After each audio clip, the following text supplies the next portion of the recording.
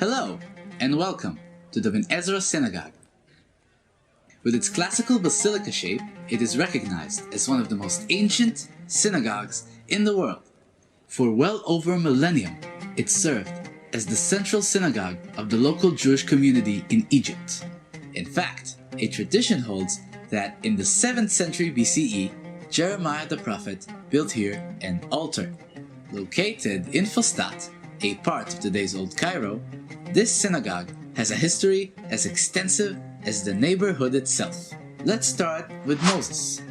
A local tradition holds that adjacent to the synagogue, there was once a canal flowing with water from the Nile, where Moses was found by Pharaoh's daughter. Another tradition is even engraved in golden letters on marble tablets inside the synagogue, and tells of Moses praying before God in this very location. It reads, "A legend held by the residents of the city tells that in this place prayed Moses the prophet, and about this place it is written in the Torah. Then Moses went out of the city and spread his hands towards the Lord, and it's accepted by them, the residents, that this was the place where his prayer was." Another tradition mentions Ezra the scribe, a prominent biblical figure from the 5th century BCE. He wrote a Torah manuscript that he gave to the local Jewish Egyptian community, which was kept in a very special cupboard beside the Ark of the Ben Ezra Synagogue. This association with Ezra is the source of the synagogue's name. Originally called the Ezra Synagogue, somewhere along the way it turned into Ben Ezra. This synagogue has an international reputation due to its antiquity and the many traditions associated with it. Since ancient times, as long as there was a vibrant Jewish community in Cairo, the Ben Ezra Synagogue was a holy pilgrimage site. So let's have a glimpse at the impressive pilgrimage space.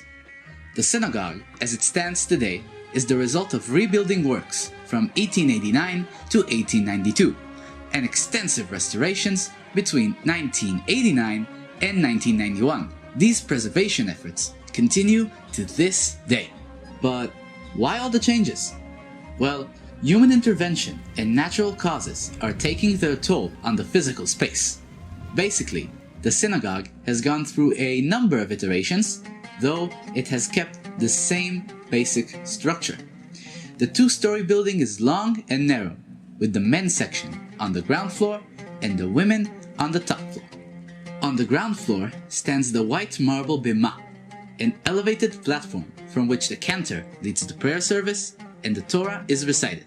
There is another marble platform, the mastaba, a feature that is unique to this synagogue.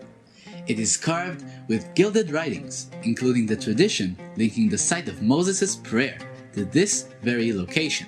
It also houses a mikveh with a large and small dipping pool, and the room where the Beit Din, or Jewish council, sat. The synagogue was home to bar mitzvahs, weddings, and secular ceremonies. Still, we would be remiss not to mention the reason you may have already heard of this incredible building. That would be the Cairo Genizah, a storage of worn-out books and papers, mainly written in Hebrew and Judeo-Arabic. The Genizah chamber is located in the synagogue's attic, reachable on the left side of the women's gallery. The items were placed in it through a small hatch that still can be seen today. But what was written in the books and papers stored here? There were canonical texts written by Maimonides and Saadia Gaon, liturgical poetry, and fragments of Torah scrolls, alongside secular legal documents, personal correspondence, and even some shopping lists. In fact, this Genizah housed the largest collection of medieval manuscripts spanning 1,000 years of documentation. The Genizah's treasure of documents provides us with insights into not just the community's religious happenings, but also their day-to-day lives. While these fascinating, story-revealing documents are dispersed throughout many universities worldwide for research and maintenance, the synagogue stands tall and in place. Its antiquity is further reflected in its multiplicity of names, known as the Genizah Synagogue, the Eliyahu Synagogue, or the Shamiyin Synagogue, where Maimonides used to pray.